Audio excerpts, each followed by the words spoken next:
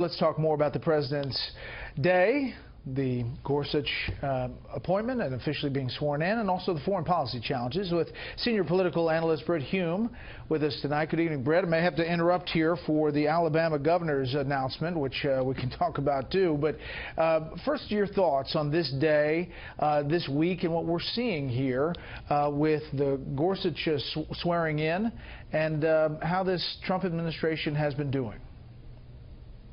Well, it seems to me that this has been a reasonably good several days. The Gorsuch appointment going through is a very big deal, and it's built on something that he promised in the campaign. It's been a widely praised nomination, one of the first things that he did. So he gets real credit, I think, there. And this bombing raid in Syria, it strikes me, was a surprise militarily, and a surprise politically, and a surprise policy-wise. And it has generally been well regarded. And I'm sorry about the ever-changing background behind me, Brett. We're having a little trouble here, but hope the audience can disregard that. In any case, I think this has been, the last several days have been pretty much of a plus for him.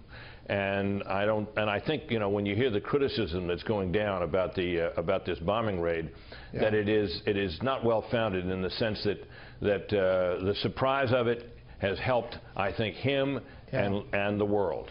Finally, what we wanted to talk about was all of these events, the foreign policy events, that seem to have changed, Britt, the dynamic here of how this administration, how this president is not only acting but being perceived by others.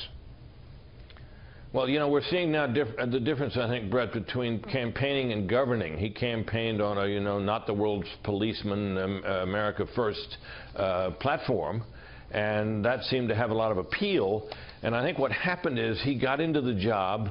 He began to get intelligence briefings on a level that he'd never had before. And he began to see the world more broadly. And Trump is a guy who can learn. And he's learning, I think, what the world is really like. And he has a much deeper sense now, I think, of the world and the United States' place in it. And you notice the changes that he's making. He is listening to people. He catches on. I thought we got a good example of that, Brett, when you saw how he handled the failure of the health care reform bill. One might have thought he would have turned on the leaders in the Congress. He didn't do that.